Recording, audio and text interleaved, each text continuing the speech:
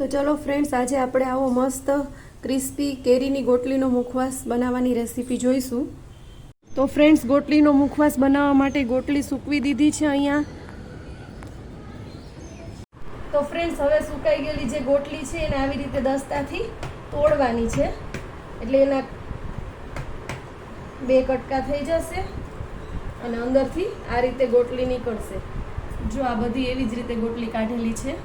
Friends, હવે આ બધી જ ગોટલીને થોડું પાણી લઈ અને કુકરમાં બાફવાની છે. બાફવા ટાઈમે અંદર થોડું મીઠું નાખી દેવાનું છે અને પછી કુકર બંધ કરી દેવાનું છે. હવે મીડિયમ સ્લો ફ્લેમ પર 4 વિસલ વગાડવાની છે.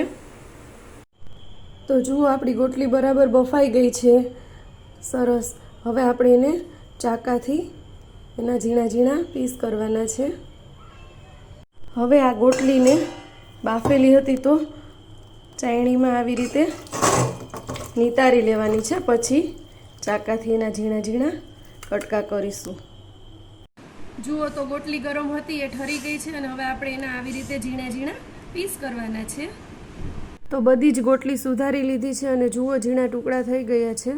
તો આખી રાત આ રીતે નેટનું કપડું ઢાંકીને ગોટલીને પંખામાં સૂકવી છે અને હવે તડકામાં પણ સૂકવી લઈશું.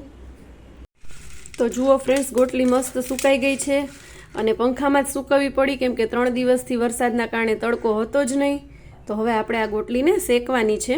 તો ફ્રેન્ડ્સ, હવે આ ગોટલીને ઘીમાં મીડિયમ સ્લો ફ્લેમ પર શેકવાની છે.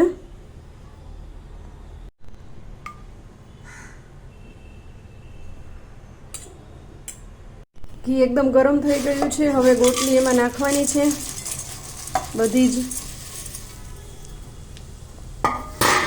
પછી આપણે એને શેકવાની છે. 10 મિનિટ સુધી શેકવાની છે. બ્રાઉન થશે થોડી ત્યાં સુધી મીડિયમ સ્લો ફ્લેમ પર શેકી લેવાની છે. ગોટલી થોડી શેકાઈ જાય એટલે એમાં 1 ટેબલ સ્પૂન જેટલો સંચર પાવડર નાખવાનો છે. પછી ફરીથી મિક્સ કરી દેવાની છે. મીઠું તો આપણે બાફવામાં નાખી જ દીધું હતું, એટલે ફરીથી નાખવાનું નથી. વ્યવસ્થિત રીતે મિક્સ કરી દો. 10 મિનિટ સુધી શેકવાનું છે. તો ફ્રેન્ડ્સ, આટલી બ્લેક ઉપર બ્રાઉન થાય ત્યાં સુધી ગોટલીને શેકવાની છે. 10-15 મિનિટ શેકાઈ જાય એટલે જુઓ, આવી થઈ જશે મસ્ત ક્રિસ્પી. પછી થોડી વાર ઠરવા દેવાની છે. હવે ગેસ બંધ કરી દેવાનો છે. તો જુઓ ફ્રેન્ડ્સ, ગોટલીનો મુખવાસ એકદમ મસ્ત ટેસ્ટી અને ક્રિસ્પી બની ગયો છે અને રેગ્યુલર ખાવા માટે કાચની બોટલમાં ભરી લીધો છે. તો જુઓ ફ્રેન્ડ્સ, તમને મારી આ રેસીપી ગમતી હોય તો મારી ચેનલને લાઇક, શેર અને સબસ્ક્રાઈબ કરજો. Thank you.